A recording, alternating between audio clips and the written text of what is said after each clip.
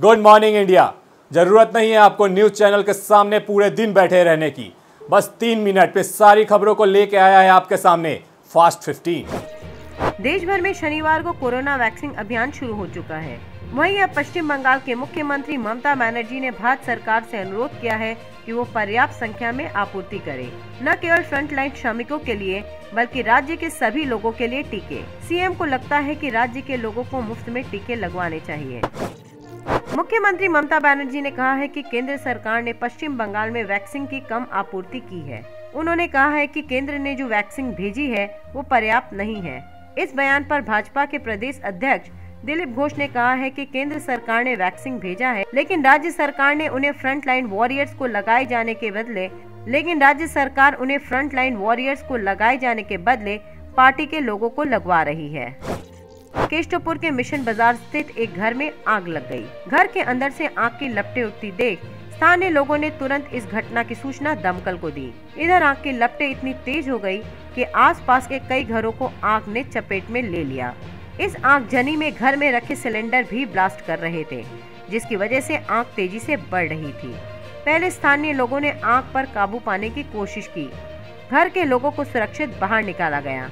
घटना की सूचना पाकर मौके पर पहुंची दमकल की 2 इंजन ने 1 घंटे की कड़ी मशक्कत के बाद आग पर काबू पा लिया। वैक्सीन अभियान के पहले दिन 1,65,714 लोगों को वैक्सीन की खुराक दी गई। राजधानी दिल्ली में कोरोना वैक्सीन के साइड इफेक्ट के 51 मामले सामने आए हैं। एक शख्स को अस्पताल में भी भर्ती कराना पड़ा। दिल्ली में वैक्सीन अभियान के पहले दिन 4,319 स्वास्थ्य कर्मियों को वैक्सीन लगाई गई।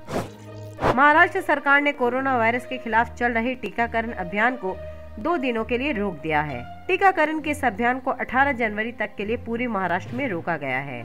राज्य स्वास्थ्य विभाग के मुताबिक कोविन ऐप में तकनीकी दिक्कतों की वजह से इस कार्यक्रम में रोक लगाई गई है। राजस्थान के जालोर जिले में महेशपुरा गांव में शनिवार रात एक बड़ा हादसा हुआ है।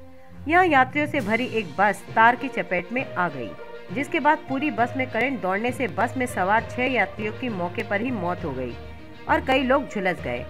बताया जा रहा है कि कुल 17 लोग घायल हैं, जिसमें से 6 की हालत गंभीर है। गाजियाबाद परिवहन विभाग ने EU सीरीज में नंबर प्लेटों का आवंटन शुरू किया। इसके लिए सबसे पहले VIP नंबर 0001 था। नीलामी में कई लोगों ने हिस्सा लिया। हरिशंकर यादव ने नई रजिस्ट्रेशन सीरीज UP 14 EQ का 0001 VIP नंबर लेने के लिए 5 लाख रुपए की बोली लगा दी। परिवहन विभाग ने उन्हें ये नंबर अलॉट कर दिया। अब तक की ये सबसे बड़ी बोली है। भारत उन देशों में शामिल हो गया है जिसने इस महामारी के खिलाफ निर्णायक जंग छेड़ दिया है। हालांकि दुनिया में तमाम गरीब देश हैं जो अभी वैक्सीन की पहुंच से दूर नजर आ रहे हैं। इस बीच विश्व स्वास्थ्य संगठन ने कहा है कि कोरोना वायरस टीकाकरण अभियान अगले 100 दिनों के अंदर दुनिया के हर देश में शुरू हो। गाजियाबाद में कोहरे के कारण एक बड़ा सड़क हादसा हो गया। गाजियाबाद के ईस्टर्न पेरिफेरल एक्सप्रेस वे पर 25 गाड़ियां आपस में टकरा गई। इस हादसे में अब तक 1 की मौत हो गई है, वहीं कई लोग घायल हो गए। अलीगढ़ के थाना खैर इलाके में उस समय अफरा तफरी का माहौल पैदा हो गया जब लोगों को सूचना मिली कि क्षेत्र में एक 11 फीट का अजगर घूम रहा है। लोगों ने इसकी जानकारी वन विभाग को दी। थोड़ी देर के बाद वन विभाग की टीम मौके पर पहुंची। बता दें, मौके पर पहुंचकर वन विभाग की टीम ने JCB और अन्य संसाधनों की मदद से अजगर को बिल से बाहर निकालने की काफी मशक्कत की। कोरोना वायरस की वैक्सीन कोविशील्ड और कोवैक्सीन के इमरजेंसी यूज की मंजूरी के बाद अब एक और कंपनी डॉक्टर रेबी लेबोरेटरीज को स्पुतनिक 5 के फेज 3 ट्रायल की इजाजत मिल गई है। राष्ट्रीय जांच एजेंसी यानी NIA ने पंजाबी कलाकार दीप सिंह सिद्धू और उनके भाई मनदीप को पूछताछ के लिए दिल्ली तलब किया है। NIA ने दोनों को आज यानी रविवार को पेश होने को कहा है।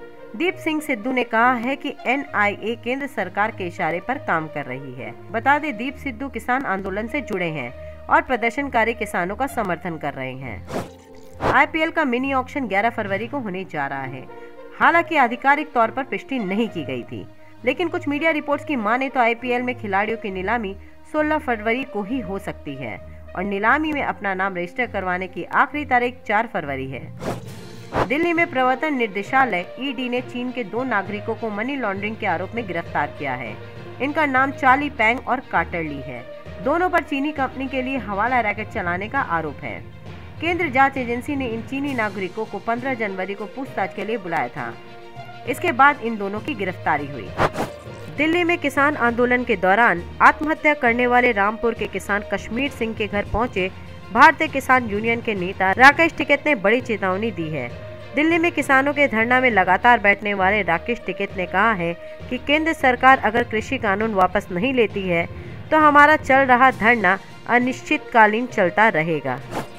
आज के लिए बस इतना ही, कल फिर मिलेंगे।